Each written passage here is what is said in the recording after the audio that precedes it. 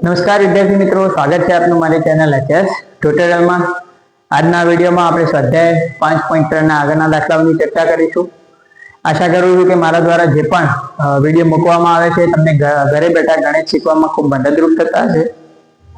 તો જેટલા પણ મિત્રો વિડીયો જોઈ રહ્યા હોય વિડીયોને લાઈક કરી ચેનલને સબસ્ક્રાઇબ કરવાની બાકી હોય તો સબસ્ક્રાઇબ કરી લેજો। તેમજ તમારી કોમેન્ટ્સ ખાસ દરેક વિડીયોની નીચે આપવાનું ભૂલતા નહીં। તમને વિડીયો કેવો લાગ્યો અને માહિતી કેવી લાગી છે કોમેન્ટની અંદર જણાવજો, અને અન્ય કોઈ માહિતી જોઈતી હોય તો એ પણ કોમેન્ટની અંદર જરૂરથી જણાવજો। શરૂ કરીએ આજનો વિડીયો। દાખલા નંબર 15 શું કહે છે? નિર્માણ કામમાં વિલંબ માટે દંડની જોગવાઈ, એટલે કે કોઈ નિર્માણ કામ છે એની અંદર વિલંબ માટે આ પ્રમાણે દંડની જોગવાઈ કરેલી। પ્રથમ દિવસે 200 રૂપિયા દંડ, બીજા દિવસ માટે 250 રૂપિયા દંડ, ત્રીજા દિવસ માટે 300 રૂપિયા દંડ। આ રીતે દરેક દિવસે દંડની રકમ આગળના દિવસ કરતા 50 રૂપિયા વધતી જાય છે। જો કોન્ટ્રાક્ટર 30 દિવસનો વિલંબ કરે તો તેને ભરવી પડતી દંડની રકમ કેટલી? એટલે કે 30મા નંબરનું પદ નહીં શોધવાનું, આપણે અહીંયા શું કહી છે ભાઈ કોન્ટ્રાક્ટર ધારો કે 1 દિવસનો વિલંબ કરશે તેને 200 ભરવા પડશે, બીજા દિવસે 250 ભરવા પડશે, બરાબર છે। એટલે ટોટલ 2 દિવસના એને 450 ભરવા પડશે। એ રીતે એના દંડની રકમ વધતી જાય છે। તો એમ કહેવા માંગે છે 30 દિવસ જો કોન્ટ્રાક્ટર વિલંબ કરશે તો 30 દિવસના અંતે એને કેટલી રકમ ભરવી પડશે? તો એનો અર્થ એ થાય કે આ દાખલામાં આપણે ટોટલ આ જે શ્રેણીના 330 પદો હોય 330 પદોનો સરવાળો, એટલે કે 330 દિવસની રકમનો શું કરવો પડશે? સરવાળો કરવો પડશે। એટલે કે અહીંયા SN નું સૂત્ર આપણે કામે લેવું પડશે। એ પહેલા શ્રેણી બનાવીએ તો પહેલા દિવસે એને કેટલા ભરવા પડશે? 200, પછી 250, પછી 300, આ રીતે એને રકમ ભરવી પડશે। અને 30 દિવસના અંતે એને ટોટલ કેટલી રકમ ભરવી પડે આપણે શોધવાનું છે। એટલે કે SN ના સૂત્રનો આપણે અહીંયા ઉપયોગ કરવાનો, કેમ કે આ બધી 330 દિવસની રકમનો શું શોધવાનું છે? આપણે સરવાળો, ટોટલ કેટલી રકમ ભરવી પડે એ શોધવાનું કહ્યું છે, મતલબ સરવાળો શોધવાનો। તો SN બરાબર n/2 કૌંસમાં 2a પ્લસ n-1 ગુણ્યા d। કેટલા પદનો સરવાળો શોધવાનો છે? 30 દિવસ, એટલે કે ટોટલ 30 પદ। તો n ની કિંમત કેટલી થઈ ગઈ? 30, તો 30/2, 2a એની કિંમત અહીંયા કેટલી છે? 200, n ની કિંમત 30, d ની કિંમત બીજા પદમાંથી પહેલું પદ બાદ કરો એટલે 50। સાદુરૂપ આપીએ તો અહીંયા 15, 200 દુ 400 વત્તા અહીંયા કેટલા રહેશે? 29 ગુણ્યા 50। તો સિમ્પલ 29 ગુણ્યા 5 કરી દો તો 5 × 15 150, અને એમાં એક ઓછો કરી દો તો અહીંયા થશે 15, આ 400 વત્તા 29 ગુણ્યા 5 કરો, જે જવાબ આવે એમાં પાછળ 0 લગાવી દેવાનો। તો 30 ગુણ્યા 5 કરી લો, નજીકની છે એટલે 5 × 15 150 માં 5 ઓછા કરી દો તો કેટલા થશે? 145, પાછળ 0 એટલે 1450। સરવાળો કરીએ તો અહીંયા રહેશે 15 અને કૌંસની અંદર 1450 અને 400, 1400 અને 400 કેટલા થાય? 1850। તો અંદર આવી ગયા 1850। હવે ગુણાકાર કરી લઈએ આપણે 185 ગુણ્યા 15, આનો કરી લઈશું ગુણાકાર, જે આવે એમાં 0 લગાવી દઈશું। ગુણાકાર કરીએ તો 0, 5 × 5 8 × 8 1 × 1 25 નો પાંચડો વધી 2 8 × 5 40 ને 2 42 નો બગડો વધી 4 5 × 5 ને 4 9। તો અહીંયા 5 ને 2 7 8 ને 9 17 નો સાતરો વધી 1 27 75, અને આ 0 લગાવવાનો તો એ પાછળ લગાવી દીધું તો 27750। એટલે કે જો કોન્ટ્રાક્ટર 30 દિવસનો વિલંબ કરશે, છેલ્લે જવાબ લખી દેવાનો કે કોન્ટ્રાક્ટર જો 30 દિવસનો વિલંબ કરે તો એને કુલ 27750 રૂપિયા ભરવા પડશે। સિમ્પલ, તો આટલી દાખલો સિમ્પલ જ હતો, ખાલી આ સમજવાનું હતું કે ભાઈ અહીંયા શું શોધવાનું છે? તો સરવાળો શોધવાનો છે કે ભાઈ શું કહે છે? એને 30 દિવસનો વિલંબ કરે તો એને ભરવી પડતી રકમ, એટલે કે કુલ કેટલા રૂપિયા એને ભરવા પડશે એ આપણે શોધવાનું, અને કુલ ટોટલ કરવું હોય મતલબ શું શોધવાનું? સરવાળો। બાકી દાખલો એકદમ ઈઝી છે।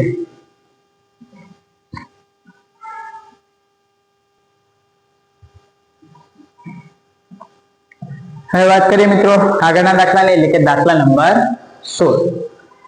શું કહે છે? કોઈ એક શાળામાં વિદ્યાર્થીઓના સમગ્ર શૈક્ષણિક પ્રદર્શન માટે અપાતા 7 ઇનામો માટે, એટલે કે 7 ઇનામ આપવાના છે, એના માટે કુલ રૂપિયા 700 ની જોગવાઈ કરવાની છે, એટલે કે ટોટલ 700 રૂપિયા આપવાના છે। જો પ્રત્યેક ઇનામ આગળના ઇનામ કરતા 20 રૂપિયા ઓછું હોય, એટલે કે પહેલું ઇનામ જે હશે એના કરતા બીજું ઇનામ 20 ઓછું હશે, બીજા ઇનામ કરતા ત્રીજું ઇનામ 20 ઓછું હશે, એમ દરેક ઇનામ આગળના ઇનામ કરતા 20 રૂપિયા ઓછું હોય તો દરેક ઇનામની રકમ શોધો. હવે આ સાથે સાથે ઇનામની રકમ શોધવી હોય તો સ્વાભાવિક શ્રેણીનું પહેલું પદ એટલે કે પહેલું ઇનામ શોધવું પડે. પહેલું ઇનામ મળી જાય તો એમાં 20 ઓછા એટલે બીજું ઇનામ, બીજામાં 20 ઓછા એટલે ત્રીજું, ચોથું, પાંચમું, એમ કે સાથે સાત ઇનામ આપણને મળી જાય. તો આપણે એ શોધવાની છે. હવે જુઓ આ દાખલામાં રકમ વાંચો તો ખ્યાલ આવે કે ભાઈ SN વાપરવું કે AN. તો અહીંયા જુઓ 7 ઇનામની કુલ રકમ કેટલી છે 700, અને જ્યાં કુલ ટોટલ ની વાત આવે કે 7 ઇનામની ટોટલ રકમ કેટલી છે 700, તો કુલ રકમની વાત આવે, ટોટલ રકમની વાત આવે તો કયું સૂત્ર આવે? હંમેશા SN નું સૂત્ર આવશે. તો આપણે SN નું સૂત્ર લગાવીએ. SN બરાબર n/2 કૌંસમાં 2a પ્લસ n-1 ગુણ્યા d. આ સૂત્રનો આપણે ઉપયોગ કર્યો, બરાબર. હવે સાદરૂપ આપીએ તો જો SN એટલે કે કુલ રકમ આપણને આપી દીધી સરવાળો કે કુલ કેટલા રૂપિયા આપણને 700, તો SN ની વેલ્યુ કેટલી થઈ ગઈ અહીંયા 700. શ્રેણીની અંદર કુલ કેટલા ઇનામ છે? 7 ઇનામ છે, મતલબ શ્રેણીની અંદર પદોની સંખ્યા કેટલી હશે? 7, કેમ કે 7 ઇનામની કુલ રકમ 700 છે, તો શ્રેણીમાં પદોની સંખ્યા n કેટલી થઈ ગઈ 7, તો એના જગ્યાએ આપણે મૂકી દીધા 7. પ્રથમ પદ આપણને ખબર નથી, અહીંયા 7 ઓછા 1 b એટલે કે સામાન્ય તફાવત કેટલો મળશે? તો શ્રેણી નથી પણ આપણને એક વસ્તુ કહી છે કે ભાઈ દરેક ઇનામ આગળના ઇનામ કરતા 20 રૂપિયા ઓછું, દરેક ઇનામ આગળના ઇનામ કરતા 20 રૂપિયા ઓછું. એટલે માની લો ધારો કે પહેલું ઇનામ 100 હોય તો બીજું કેટલું હશે? 80 હોય, બરાબર. તો આ પ્રમાણે વિચારો તો બીજા પદમાંથી પહેલું પદ બાદ કરો તો 80 - 100 એટલે 100 માંથી 80 ગયા તો 20 અને -20 ઓછું છે એટલે સામાન્ય તફાવત અહીંયા કેટલો છે? -20. તો અહીંયા આપણે d સામાન્ય તફાવત કેટલો લઈ લઈશું? -20. ખ્યાલ આવી ગયો. પહેલા કુલ રકમની વાત કરી રહી, SN નું સૂત્ર એપ્લાય કર્યું. ટોટલ રૂપિયા 700 હતા, SN ના જગ્યાએ 700.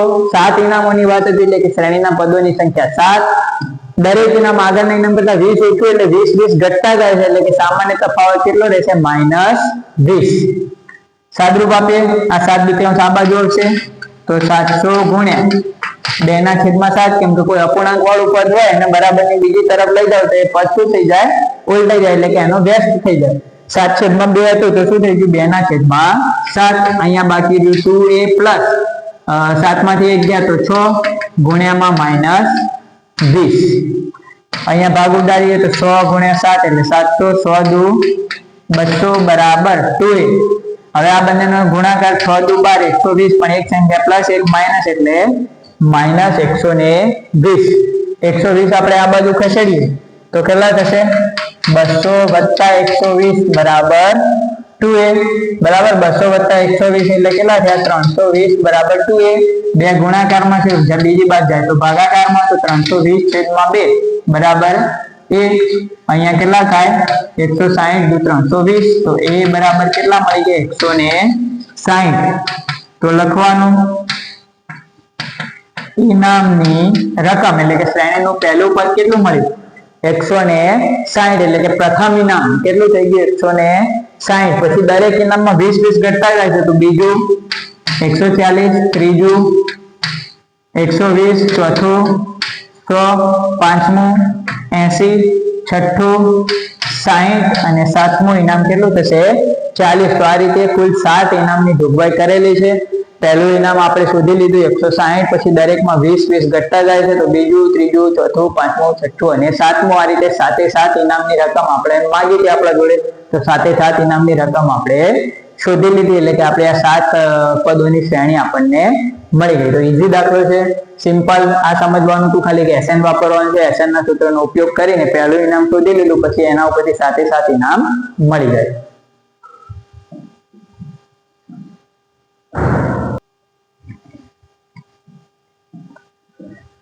હવે વાત કરીએ વિદ્યાર્થી મિત્રો આગળના દાખલાની, એટલે કે દાખલા નંબર 17. શું કહે છે? એક શાળામાં વાયુ પ્રદૂષણ રોકવા માટે અહીંયા આ દાખલાની અંદર તમને વૃક્ષ વાવવાનું નક્કી કર્યું છે કે ભાઈ વાયુ પ્રદૂષણ માટે આપણે વૃક્ષોનું વાવેતર કરીશું. કેવું નક્કી કરવામાં આવે છે કે પ્રત્યેક ધોરણનો પ્રત્યેક વિભાગ, એટલે કે સમજો અહીંયા કે દરેક ધોરણનો દરેક વિભાગ, એટલે કે જેમ આપણી સ્કૂલમાં નહીં હોતું ધોરણ 10 નો A B C એવા ક્લાસ પાડેલા હોય છે, વિભાગ 1, વિભાગ 2, વિભાગ 3, એને કહેવાય દરેક ધોરણનો દરેક વિભાગ, મતલબ ધોરણ એક જ હોય પણ એના વિભાગ હોય ને, ધારો કે ધોરણ 10 ના 3 ક્લાસ હોય તો આપણે A, B, C એ રીતે 3 વિભાગમાં એને વહેંચીએ છીએ, એવી વાત કરી. તો પ્રત્યેક ધોરણનો પ્રત્યેક વિભાગ શું કરશે, તે જે ધોરણમાં ભણતા હશે એટલા વૃક્ષ વાવશે. બરાબર. ઉદાહરણ પણ આપ્યું છે, દાખલા તરીકે ધોરણ 1 નો જે પહેલો વિભાગ હશે એ એક વૃક્ષ વાવશે. ધોરણ 1 નો જે વિભાગ હશે, ધારો કે ધોરણ 1 ની અંદર એક વિભાગ હોય તો એક વૃક્ષ વાવશે. ધોરણ 1 ની અંદર બીજો વિભાગ પણ હોય તો બીજો વિભાગે એક વૃક્ષ વાવશે. એટલે કે જે ધોરણમાં ભણતા હશે એટલા વૃક્ષ વાવશે, દરેકે દરેક વિભાગ. એક ધોરણમાં જેટલા પણ વિભાગ હશે એ બધા વિભાગે જે ધોરણમાં ભણતા હશે એ ધોરણની સંખ્યા જેટલા વૃક્ષ વાવશે. તો એ ધોરણ 1 નો વિભાગ 1 વૃક્ષ વાવશે, ધોરણ 2 નો વિભાગ 2 વૃક્ષ વાવશે, અને આવું ક્યાં સુધી ચાલશે, ધોરણ 12 સુધી ચાલશે. બરાબર. એટલે કે ટોટલ 1 થી લઈને 12 સુધીના ક્લાસ છે. અંદર જેટલા વિભાગ હશે એ દરેક વિભાગ એના ધોરણ પ્રમાણે વૃક્ષો વાવશે. વળી પાછી ચોખવટ કરી, દરેક ધોરણમાં 3 વિભાગ છે, એટલે પહેલા ધોરણના 3 વિભાગ, બીજા ધોરણના 3 વિભાગ, એમ કરતા કરતા છે 12મા ધોરણ સુધીના 3 વિભાગ છે. તો વિદ્યાર્થીઓ દ્વારા કેટલા વૃક્ષનું વાવેતર થશે, તો અહીંયા બધા વિદ્યાર્થીઓ દ્વારા કુલ કેટલા વૃક્ષ વવાય શોધવાનું. તો ટોટલ વૃક્ષ શોધવાના છે. એનો મતલબ કે અહીંયા આપણે SN ના સૂત્રનો ઉપયોગ કરવો પડશે. તો એ તો ખ્યાલ આવી ગયો, પણ એના પહેલા શું બનાવવું પડશે, શ્રેણી. કે ભાઈ ધોરણ 1 વાળા કેટલા વૃક્ષ વાવશે, તો એની શ્રેણી બનાવી લઈએ આપણે એક સિમ્પલ. તો ધોરણ 1 વાળા કેટલા વૃક્ષ વાવશે વિચારો. તો ધોરણ 1 ની અંદર કેટલા વિભાગ છે, 3 વિભાગ. અને ધોરણ 1 વાળાએ કેટલા વૃક્ષ વાવવાનું, ધોરણ 1 નો એક વિભાગ કેટલા વૃક્ષ વાવશે, 1. તો ટોટલ 3 વિભાગ છે, તો 3 વિભાગ 1, 1 અને 1 એટલે 3 વિભાગ ભેગા મળીને કુલ કેટલા વૃક્ષ વાવશે, 3. તો આપણી શ્રેણીનું પહેલું પદ શું થઈ જશે, 3. કે ભાઈ ધોરણ 1 વાળા ટોટલ કેટલા વૃક્ષ વાવશે, 3. કેમ કે એની અંદર 3 વિભાગ છે, 3 વિભાગ 1 વૃક્ષ વાવશે. તો ધોરણ 1 વાળા કેટલા વૃક્ષ વાવશે, 3. એવી રીતે ધોરણ 2 વાળા કેટલા વૃક્ષ વાવશે, પહેલો વિભાગ 2, બીજો વિભાગ 2, ત્રીજો વિભાગ 2. કેમ કે દરેક ધોરણમાં 3 વિભાગ છે અને એક ધોરણ બીજા ધોરણ વાળા 2 વૃક્ષ વાવવાના એવું નક્કી કર્યું. તો ધોરણ 2 નો પહેલો વિભાગે 2 વૃક્ષ વાવશે, બીજો વિભાગે 2 વૃક્ષ વાવશે અને ત્રીજો વિભાગે 2 વૃક્ષ વાવશે. એટલે ટોટલ 2, 2, 4 અને 2, 6. તો એમ કરીને ટોટલ કેટલા વૃક્ષ વાવશે, ધોરણ 2 વાળા 6 વૃક્ષ વાવશે. એ જ રીતે ધોરણ 3 વાળા ગણો તો 3, 3, 6 અને 3, 9 વૃક્ષ વાવશે. એમ કરતા કરતા છેલ્લું કયું ધોરણ છે, 12મું ધોરણ. તો 12મા ધોરણ વાળાએ કેટલા વૃક્ષ વાવ્યા હશે, તો છેલ્લું પદ પણ આપણને શ્રેણીનો મેળવવો જ મેળવી જાય. 3 ધોરણ 12મા ના પહેલા વિભાગ વાળા 12, 24, 12, 36. તો 12મા વાળા ટોટલ 36 વૃક્ષ વાવશે. કેમ કે એમના 3 વિભાગ છે, એક વિભાગ 12 વૃક્ષ વાવશે, બીજો 12 અને ત્રીજો 12 એટલે 12 × 36 વૃક્ષ વાવશે. તો આ થઈ ગઈ આપણી શ્રેણી. હવે આ શ્રેણીની અંદર કુલ કેટલા વૃક્ષ વાવ્યા આપણે શોધવું છે. પછી ધોરણ 1 વાળાએ ટોટલ 3 વાયા, 2 વાળાએ 6 વાયા, ધોરણ 3 વાળાએ 9 વાયા. એમ કરતા કરતા ધોરણ 12 વાળાએ 36 વૃક્ષનું વાવેતર કર્યું. તો કુલ કેટલા વૃક્ષ વાવાય, તો કુલ ટોટલ શોધવું હોય તો SN નું સૂત્ર. અને આપણા જોડે અહીંયા પહેલું પદ પણ છે, છેલ્લું પદ પણ છે, તો ટૂંકું સૂત્ર વાપરી શકાય, n/2 a + an. બરાબર. આમાં સમજવાનું એ છે કે આ શ્રેણી બનાવવાની. ઘણા વિદ્યાર્થીઓ ઉતાવળમાં શું શ્રેણી બનાવે, ભાઈ ધોરણ 1 વાળા 1 વાવશે, 2 વાળા 2, 3 વાળા 3, એમ કરીને 12 વાળા 12. પણ અહીંયા ચોખવટ કરી છે દરેક ધોરણમાં 3 વિભાગ છે. એટલે કે જે ધોરણ 1 વાળા 1 વાવશે એ સાચી વાત, પણ 3 વિભાગ છે એટલે ત્રણેય વિભાગ 1 વાવશે, એટલે ટોટલ 3 વૃક્ષ વાવશે. એ જ રીતે ધોરણ 2 વાળા 2 વાવશે પણ 3 વિભાગ એટલે 3 × 6. ધોરણ 3 વાળા 3 વાવશે પણ 3 વિભાગ એટલે 3 × 9. એ રીતે ધોરણ 12 વાળા 12 વૃક્ષ વાવશે પણ 3 વિભાગ છે એટલે 12 × 36 ટોટલ વૃક્ષ વાવશે. તો શ્રેણી સિમ્પલ મળી ગઈ. હવે દાખલો ઈઝી થઈ ગયો. SN નું સૂત્ર n/2 કૌંસમાં a + n એટલે કે પહેલું અને છેલ્લું પદ આપણા જોડે છે. બરાબર. હવે આ શ્રેણીમાં પદ કેટલા હશે કે સાહેબ શોધવું પડશે, ના શોધવાની જરૂર નથી. ટોટલ 12 ધોરણ છે તો પહેલું, બીજું, ત્રીજું એમ કરતા કરતા શ્રેણીની અંદર ટોટલ કેટલા પદ હશે, 12 પદ હશે. તો પદની સંખ્યા 12, 12/2. પહેલું પદ 3, અંતિમ પદ 36. 12/2 એટલે અહીંયા કેટલા બચ્યા, 6, 36 ને 3 39. 39 × 6 કરો એટલે 39 × 6 એટલે 40 × 6 કરી લો. 6 × 6 = 24, 240 માંથી 6 બાદ કરી તો 234. તો લખી દેવાનું કે ભાઈ આ શાળામાં વિદ્યાર્થીઓ દ્વારા ટોટલ 234 વૃક્ષોનું વાવેતર થયું છે. તો દાખલો ઈઝી છે, ખાલી શ્રેણી બનાવતા સમજવાનું છે, બાકી સહેલો દાખલો છે. આશા કરું છું કે આજના વિડીયોમાં જે પણ દાખલાઓની ચર્ચા કરવામાં આવી છે આપને સારી રીતે સમજ આવી ગયા છે. તો દરેક મિત્રો જે પણ વિડીયોને જોઈ રહ્યા વિડીયોને લાઈક કરી તમારી કોમેન્ટ આપવાનું ખાસ ભૂલતા નહીં કે તમને વિડીયો કેવો લાગ્યો, અને તમારા બીજા મિત્રોને આ વિડીયો શેર પણ કરતા રહેજો. ફરી મળીશું એક નવા વિડીયોમાં નવા ટોપિક સાથે. ત્યાં સુધી જય હિન્દ, જય ભારત.